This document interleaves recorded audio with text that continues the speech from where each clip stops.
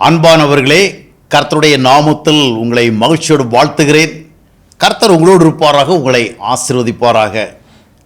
போதை என்று சொல்லுகிற பொழுது நாம் பெரும்பாலும் ஏதாவது போதைப் பொருள் சாப்பிட்றத, இல்லைன்னு சொன்னால் மதுபானம் அருந்துகிறத, இதைத்தான் கற்பனையில் கொண்டு வருகிறோம்.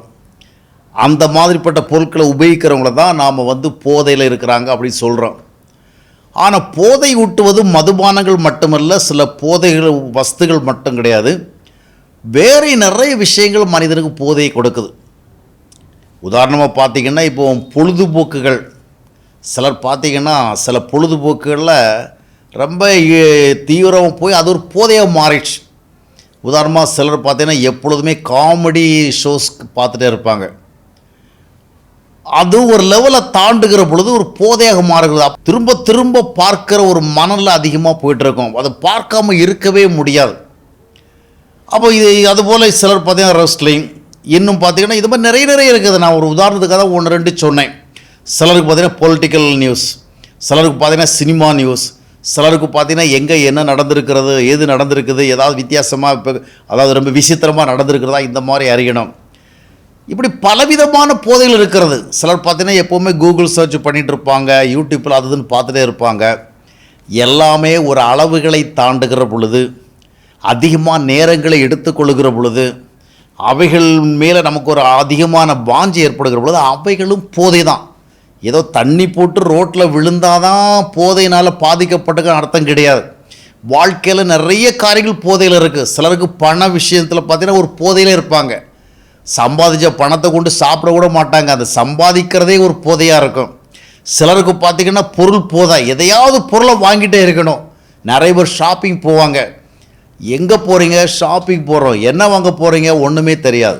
அந்த காலத்துலலாம் ஒரு பொருள் வாங்குறோன்னா அது அவங்களுக்கு தேவைப்பட்டிருக்கும்.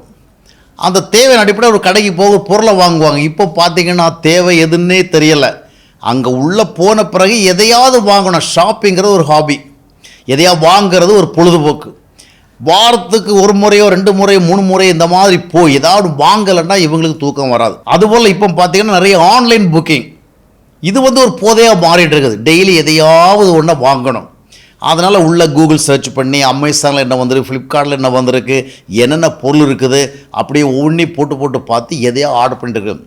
அருமையானவர்களே, நிறைய விஷயங்கள் தவறுகளாக தெரிவதில்லை, ஆனால் இவைகள் தவறுகளாக மாறும்.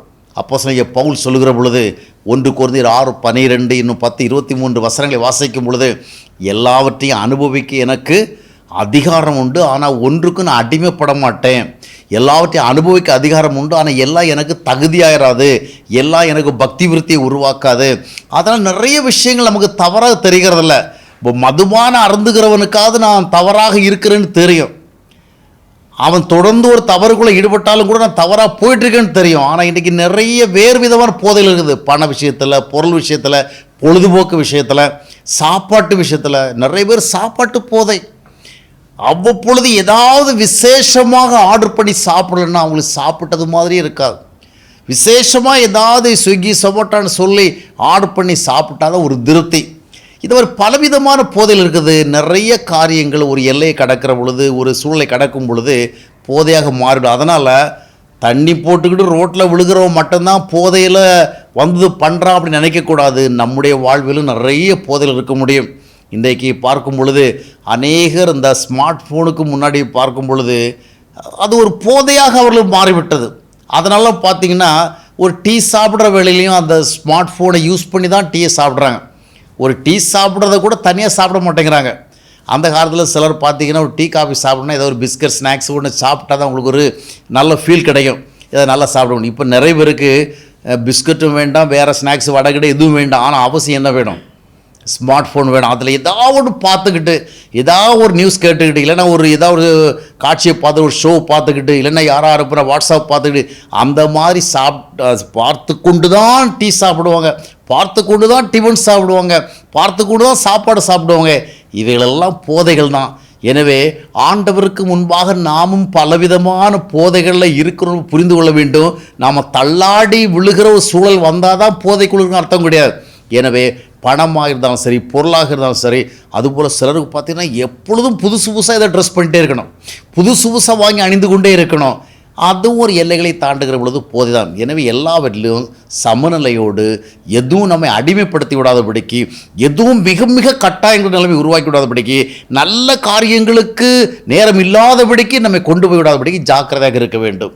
எனவே வாழ்க்கையில் எவை எவை போதைகளாக நம்மை அடிமைப்படுத்தி இருக்கிறது என்பதை அடையாளம் கண்டுகொண்டு அது போன்ற காரியங்களை விட்டு வெளியே வருவதற்கு கர்த்தருடைய கிருபையை நாம் தேட வேண்டும்.